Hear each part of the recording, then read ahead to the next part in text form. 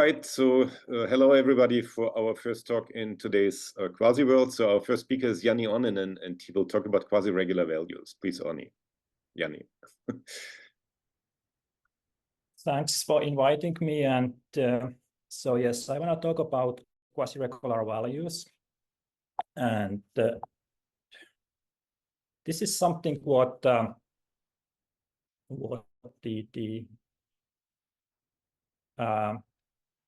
I came with Ilmari Kangasniemi. We actually introduced this class of maps. And what I want to talk today is more kind of unorthodox talk. I want to tell a story how we actually came to this notion and why do we think that it's something in it. So being quasi-regular values, so let's actually recall, we are all familiar with the classical quasi-regular maps. So here I have the analytic definition of the quasi-regular maps. I think we're not seeing the slides. We're still stuck on the intro slide.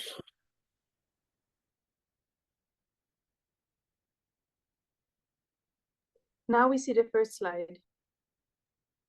Yes. So it's slightly cut off from the bottom. It's not sort of fit on the screen Well, perfectly. you can scroll up, right?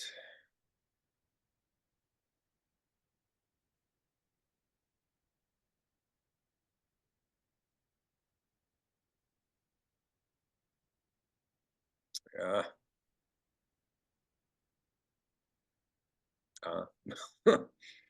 Can you Okay. try fit height? Can you try fit height?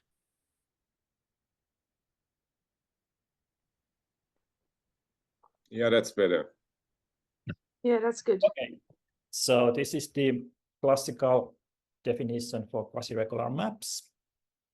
And how this theory started. It started generalizing holomorphic maps. So the writing this same in the 2D language, we are looking Beltrami type equation, what I have here, and the clarity is generalizing the holomorphic maps. But are they really? Do they have any similar properties as the holomorphic maps? So in the plane, there is a nice result. So there's a Euler factorization which tells that any planar quasi-regular map can be written as holomorphic map, and then we composed here.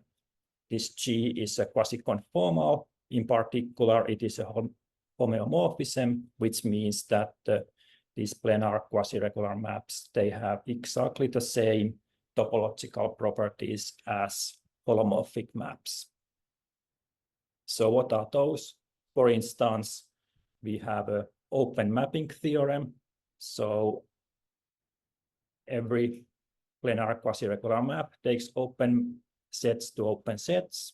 We have a Liouville theorem. If we have a bounded planar quasi-regular map, which is defined in the entire complex plane, then it is necessary constant. Or even more, we have the Picard's theorem, meaning that the entire quasi-regular map, planar one, can omit at most one point, otherwise it's a constant.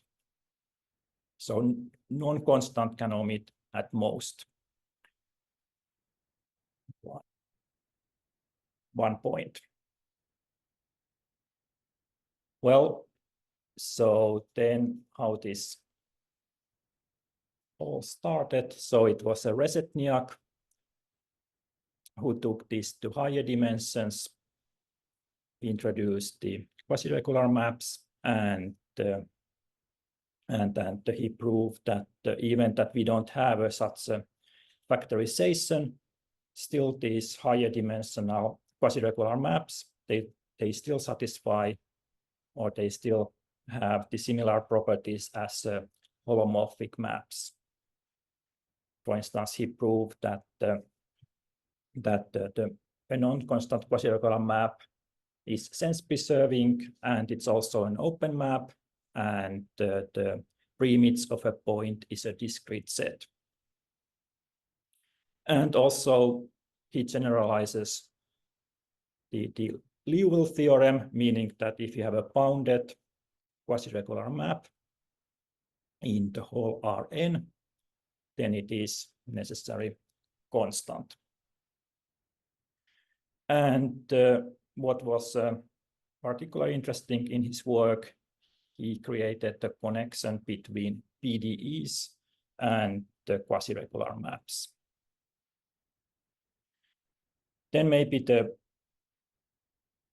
one of the most striking results in this area is Rieckmann's generalization of Picard's theorem, which tells that now when we go to the higher dimensions, now a quasi-regular map can omit at most q points. And this original proof by Rieckmann, it relies on path lifting and conformal modulus techniques. Well, you might ask here that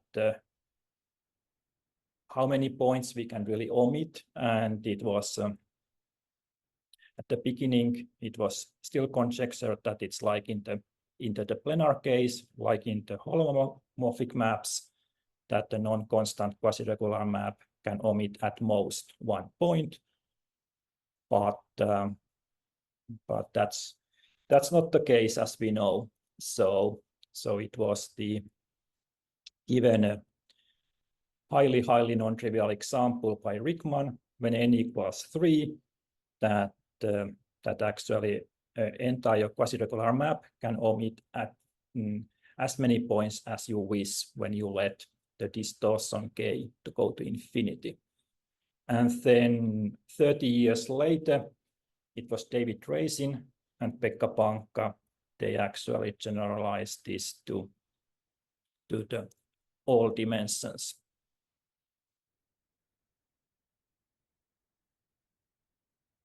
So that was the classical quasi-regular theory. So what we are looking today, what are these quasi-regular values? So as I thought that I'm not giving a really orthodox talk in the sense that I'm not defining this class immediately. So what these are, I mean, roughly speaking, these are just, we are giving a pointwise definition for quasi-regularity. So the other way to look at this is that except certain specific points, we don't have any type of distortion bound, meaning that outside of those specific points, these maps behave like arbitrary Sobolev maps. And then you might ask that why we want to get the pointwise definition for the quasi-regularity. So again, let's look at, so there are, of course, in the literature, there are many ways to generalize the classical quasi-regular maps. And the one is the following, where we take the standard quasi-regular distortion inequality and then we add a constant. And actually it was in a planar case, first Niedenberg, who proved that such solutions are still Hölder continuous, like in the classical quasi-regular theory. And actually with exactly the same continuity 1 over k. And then it was later when Simon generalizes this to surfaces, again, he proved that such solutions are Hölder continuous, and his work was using such solutions to equations of certain mean curvature type. Well, so when we start to add here a constant, so these solutions, they behave completely different. So if you think about one of the main thing, what is distortion inequality, what it tells us is that when Jacobian equals 0, when the determinant equals 0, then the entire differential vanishes. And that's not longer the case here. So here, when we add something, the Jacobian can change sign, and also it could be 0, and the entire differential is no longer 0. And well, for instance, if you simply pick up your favorite Lipschitz function, and let's call that to be u, your favorite Lipschitz function, and you put the second coordinate to simply be a constant. That's a solution to this generalized distortion inequality. And because u is simply an arbitrary Lipschitz function, so you cannot really expect any nice of topological properties for such solutions. I mean, except the Hölder continuity, which is proven. So this is not really exactly the class what we will be looking today. Actually, our class goes closer to this what Astala and Päivärinta use in the solution to the planar Calderon problem. So I wrote it again in the 2D language. So here we have a Beltrami, and then we have a plus some function a, which well, in the previous slide, you can think that this function is simply this constant c. This function a is simply this constant c, and then we multiply by this unknown map f. And here, okay, this function a doesn't have to be necessarily a constant. Here we have some strange regularity 2 plus epsilon, which hopefully will be clear soon why 2 plus epsilon. Okay, so what type of results were the key to prove the Calderon problem? So one was the Liouville type theorem, which says that if we take a solution to this equation, and which is equal 0 at infinity, then it's identically 0. Maybe, again, it's not super difficult to show that such solutions are always Hölder continuous. But what is the more difficult is this Liouville type theorem, which was one of the key ingredients in Astala's and Päivärinta's solution to Calderon's problem. And the other one was argument type principle, which tells that if the solution equals the identity or the multiple of the identity at the infinity, then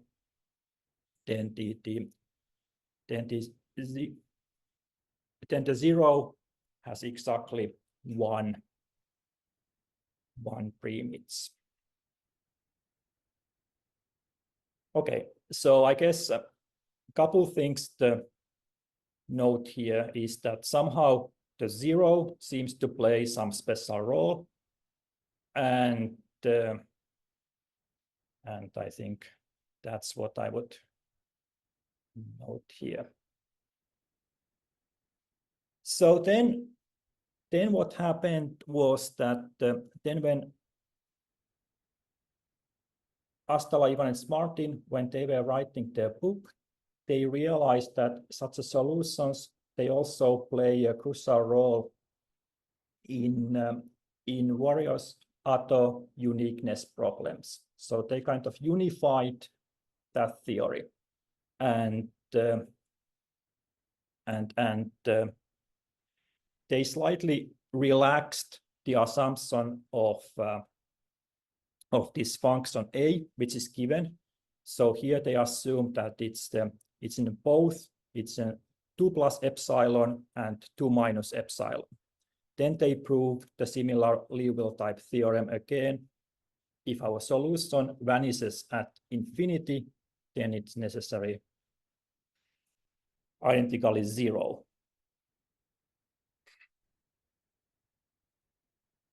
So what is the key ingredient to prove such a result? It's that in the planar case, again, we have an extremely nice decomposition.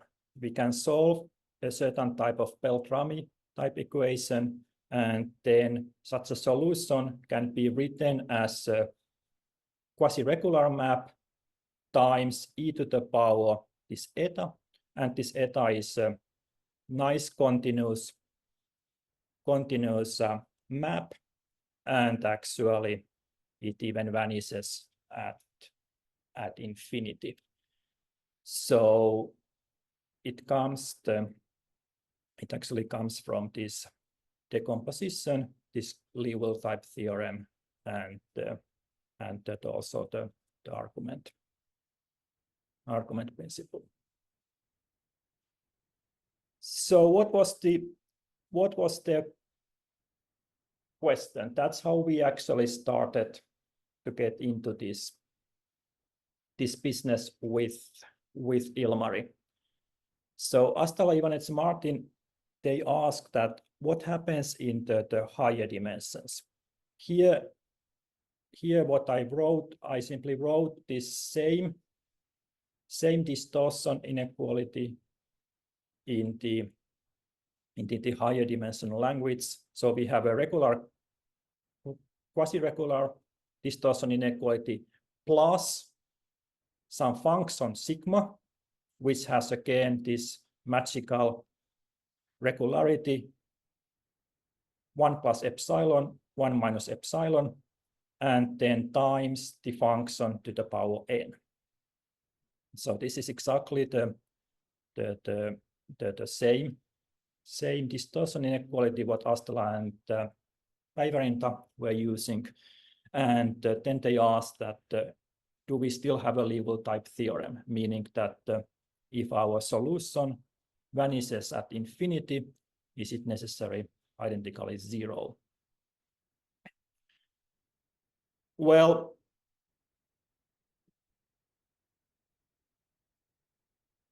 so Ilmari and I, we gave a positive answer to this question, and we thought that that's the case. But there were some difficulties on the way. So of course the main difficulty becomes when you move from 2D to higher dimensions, you don't have any more Beltrami type equations. You cannot have a solution to certain Beltrami equation, or the even this type of decomposition, it doesn't really make sense what would it even mean in the higher dimensions. So the planar ideas we have to really throw to a wastebasket. Okay, what's then the next way to try to prove this Liouville type theorem?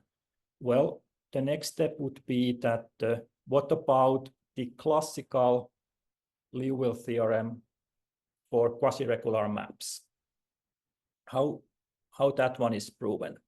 So if if we have a bounded quasiregular map, entire bounded quasiregular map, then it's necessary a constant. So that proof is based on the Cacciopoli type inequality, which shows that when we integrate the Jacobian, the determinant of the differential matrix over the whole Rn, then that integral equals 0.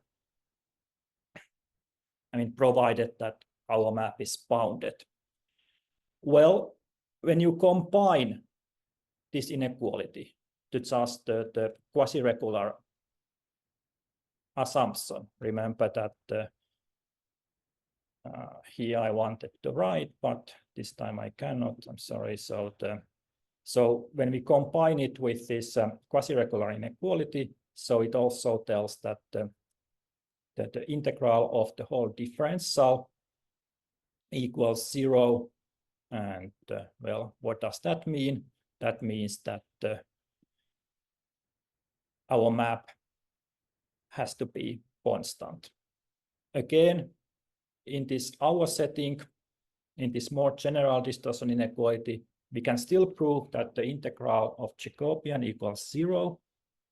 But if you combine that with this more general distortion inequality, when we start to add some terms, it really doesn't give anything.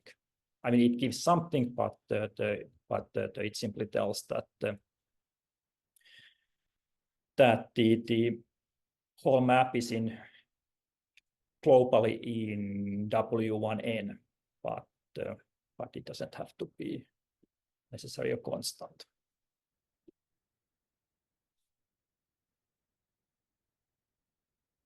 So I already warned you that I'm telling a story how we came to this notion. So what we started to think after when we solve this Liouville-Martin uniqueness question, we were thinking that what about the other key ingredient, what was important for Astala and Päivärinta, this argument principle. What about that one? Can we also generalize that one to higher dimensions? Well, what did we do then? Then we took the book by Liouville-Martin and to see how it was proven in 2D case. And then we also get encouraged because what they wrote, Liouville-Martin wrote that the proof is really 2D and it's very using topological arguments that are very specific to the 2 dimensions. And well, at that point, I think we started to realize that maybe there is something more interesting going on, and that's what came to define this whole notion of quasiregular maps. Quasiregular values, and then Ilmari and I started to build the theory, and actually this argument principle follows from our version of Reshetniak's theorem almost immediately. Okay, so finally we are there.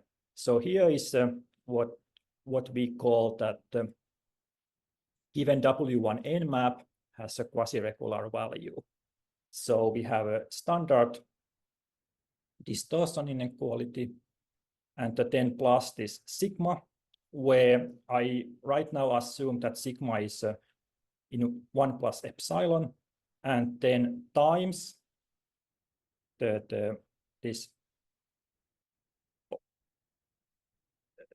unknown function to the power n, but the only difference what was in the previous one, I simply subtract any value y naught. So y naught is living in the target. And the one reason, I'm not saying that the only reason why sigma is in 1 plus epsilon. So one reason is that when we are away from that point y naught, we don't really have any distortion bound. But that assumption that when we are in 1 plus epsilon, that would imply that our map is actually in a slightly higher than in a W1N, which would already imply that at least our map is continuous.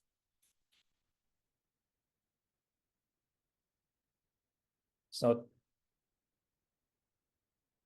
and proving actually continuity, that one is not the super difficult in this business. That comes from using the standard techniques.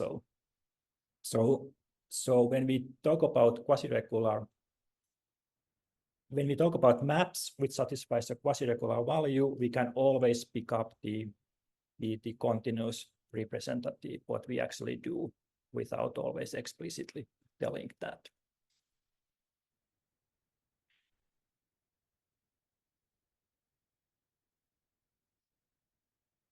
So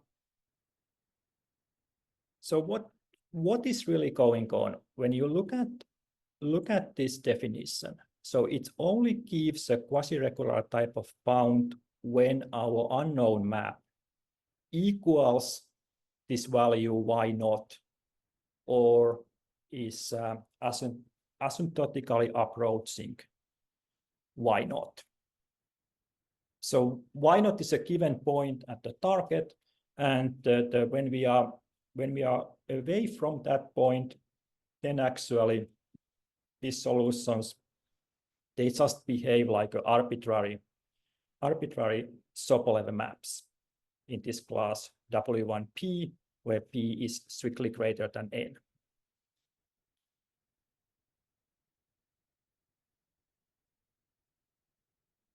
So I already warned you that this would give a pointwise definition, or reasonable pointwise definition, for quasiregularity. So what you might wonder then that okay, when we take a preimage of that y naught, do we really get that our map is only quasiregular at that one point, whatever it would mean, or do we actually get that it is a quasiregular in a neighborhood? And we do not get the later one. So there are maps which satisfies this inequality, and it has a quasiregular value at y naught, and now if I look at the preimage of that point, then the map can have a neighborhood that always meets a region where actually Jacobian is strictly negative.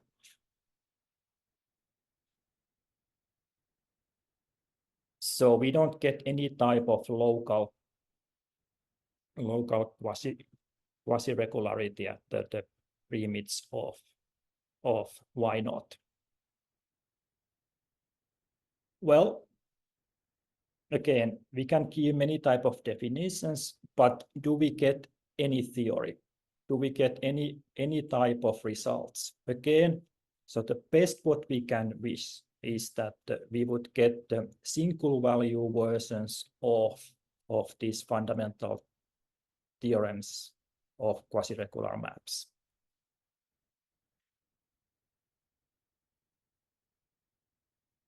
But before we go there, let me say that there is more than a clear connection between a quasiregular maps and the maps with quasiregular values. Of course, if we take the sigma to be 0, then we clearly recover quasiregular maps. But even more, quasiregular maps are exactly the maps which has a quasiregular value at every point y0, where this function sigma can be even different at the different point of y0. Well, in this one, actually, sigma doesn't even have to be in 1 plus epsilon. It is actually enough that the sigma is just locally integrable. That's actually enough to prove this equivalence. And here it's really important that it has a quasiregular value at every point, or at least it's not enough that we have a quasiregular value at almost every point y0. I do not know what is the size of the exceptional set, what we could allow here. I don't even know that if we can allow 1 point, but anyway, this is the one clear connection that it really generalizes quasiregular maps even in a slightly more non-trivial way than what you would first think. Okay, so what about, do we get any type of theory? And we do. So the main point in this talk is that, is to tell that we get many of these basic important theorems, what are known for quasiregular maps, we get the single value version of these results. And the one what really motivated us to this term quasiregular values is this single value version of Reshetnik's theorem. So what's that? So if you look at the map which has a quasiregular value at y0,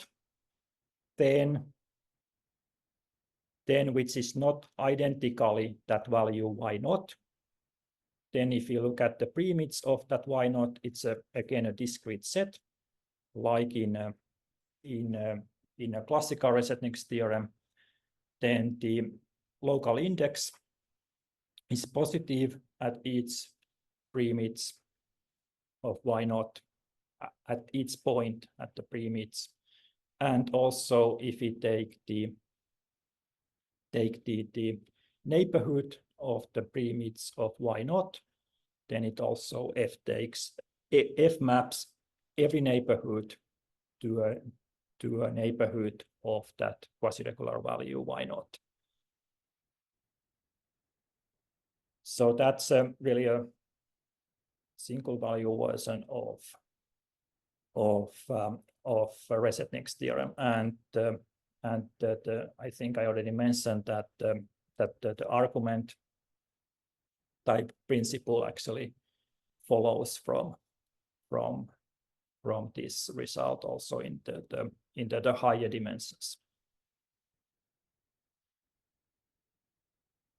Also, we get the single value version of Liouville's theorem,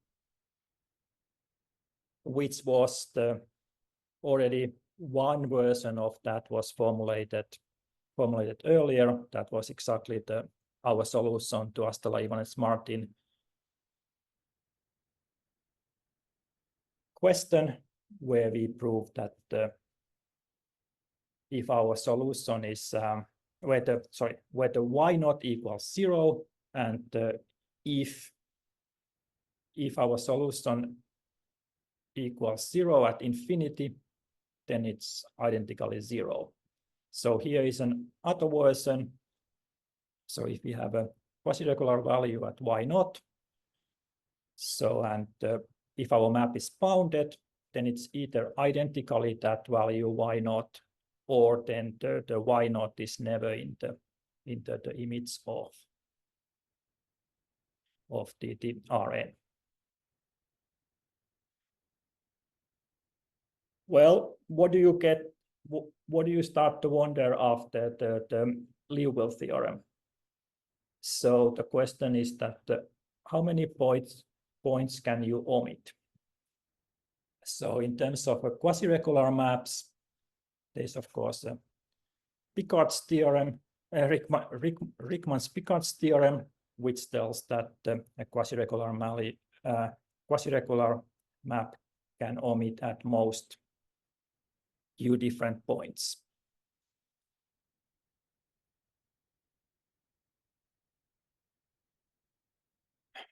Well, then what about the proofs of that?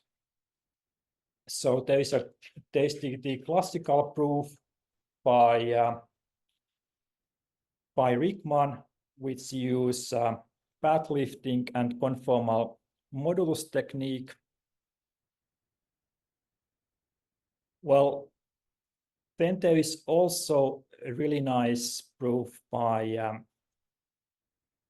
Eremenko and John Lewis, which use Harnack inequality of aharmonic maps.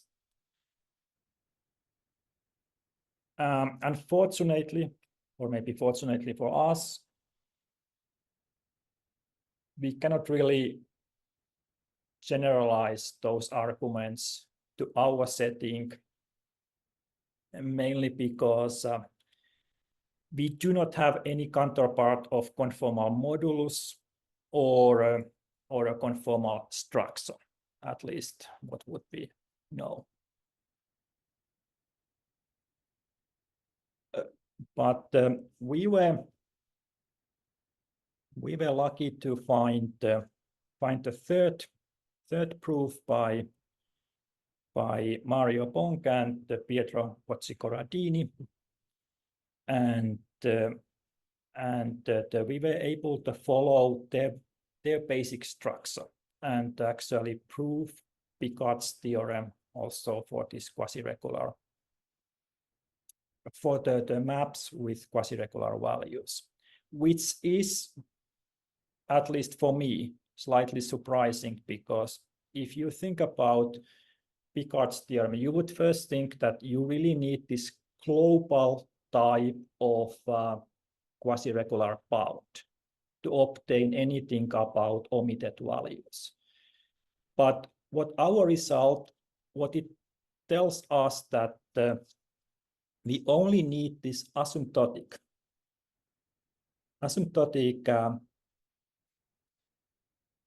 distortion bound to obtain actually a version of Rickman's Picard's theorem. So what's the difference? So the main difference is here that these omitted values, they lie on the boundary of the image of the Rn. In the classical, of course, we are honestly omitting values. So in this our setting, we cannot get anything like the classical Picard's theorem. I mean, the one easy way to see that is that just take your favorite smooth, compactly supported map. That one has the quasi-regular values at every y which are not in the image of that map, and clearly that map omits a lot of points. So here is a more precise way to say that. Well, the second thing is that what you might ask, that does this really generalizes the Riemann-Picard's theorem?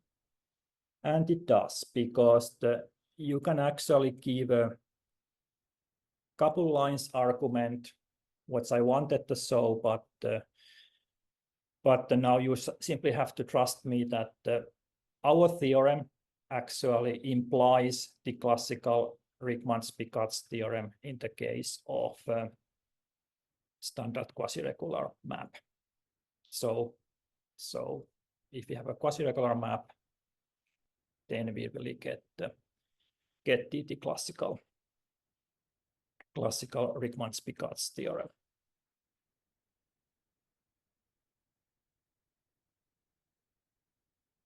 And about this sigma, these assumptions, again, 1 plus epsilon, 1 minus epsilon, these are sharp. So we gave examples that one cannot relax even one of these assumptions. What about in the planar case? Can we have some control how many points our maps can omit? And well, here we can. So actually in a planar case, it's again that it can omit at most 1 point. We couldn't. I mean, we don't know any direct proof, even in this case when n equals 2, using the for instance the decomposition. So how did we obtain this planar proof? We actually used our result, and it is based on the following argument. Let me simply tell that in the case of quasiregular maps, let me give a simple argument how well, of course this is really crazy because we have a Euler factorization, but let me give a proof in the quasiregular map where using Riemann theorem would imply that the omitted values can be at most 1 in when n equals 2. So if we have a planar entire quasiregular map, and let's suppose by contrary that it omits 2 different points, then we look at this new quasiregular map, and that one right now omits infinitely many points, which is impossible by Riemann-Picard's theorem. So we actually were able to use this type of argument to say that in planar case we can at most omit 1 point. But again, we do not have a direct argument even in the planar case. I'm not saying that such argument doesn't exist, we just don't have it.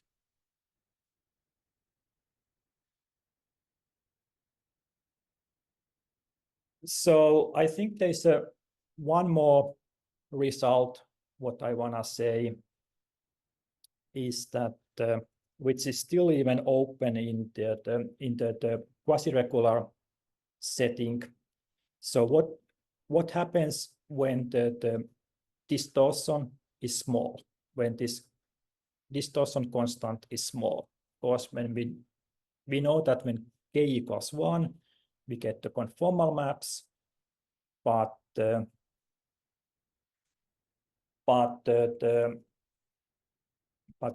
it's also known that if k is sufficiently close to 1, then a non-constant quasiregular map is a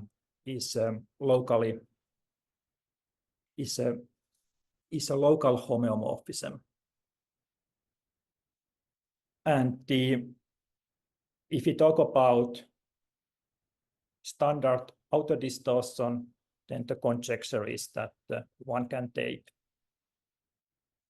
this borderline distortion to be 2 to the power n-1, which comes just analyzing the winding map, or what is, I guess, more well known is the Martius conjecture, which talk about the inner distortion, where in terms of the inner distortion, the magical number is 2.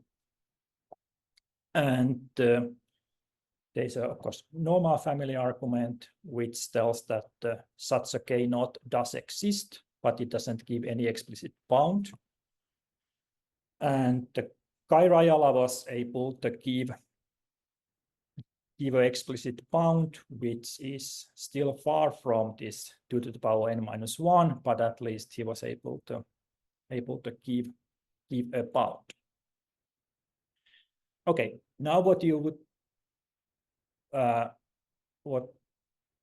I'm asking that what about if we have a quasiregular map with a quasiregular value, for instance, if this K here is 1, can we get anything specific at the premits of Y0? Well, actually, in this example, what I have here in the last one, where the Jacobian changes sign, actually in this example, we can take K to be identically 1. So which means that we cannot again get anything nice in a neighborhood of the premits of Y0. So the best hope is again this pointwise thing. Can we get something at the premits of this point Y0? We cannot obtain anything in terms of the neighborhood, and that is that we can. So if we are in the case where we know that the quasiregular map is local homeomorphism, then we can obtain that topological index at the premits of Y0 is equals 1. And well, I already told this that this is the best what we can obtain. So we do not obtain that is homeomorphism in some neighborhood, because that's not possible. We have even this example. So this simply again gives infinitesimal form of injectivity, not a local form of injectivity like in terms of quasiregular maps. Again, remember, we are looking or I guess we are not looking anymore. These quasiregular values, they really give a pointwise definition for quasiregularity. Okay, where does this one come from? This one comes as the immediate corollary of this rescaling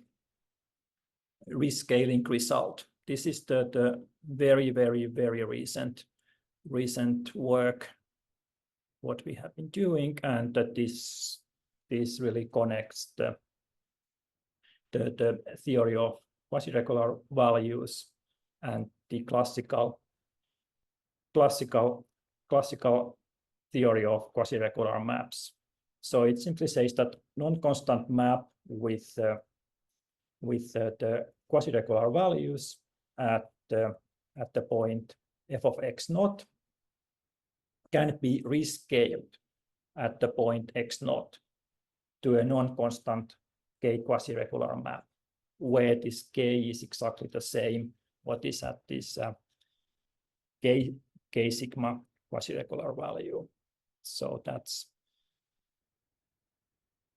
gives the connection. And I think here it's again the same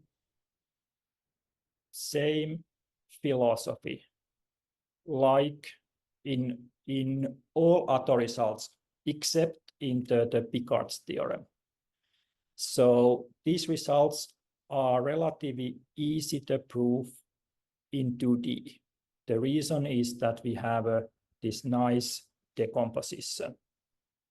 So again, this result is, we can reduce it to a classical quasiregular Hurwitz type theorem, that if we have a sequence of quasiregular maps which converts locally uniformly, then it either converts to a constant or a quasiregular map. But in the higher dimensions, this is a completely different game, and that was for us the one of the motivation to build these new techniques to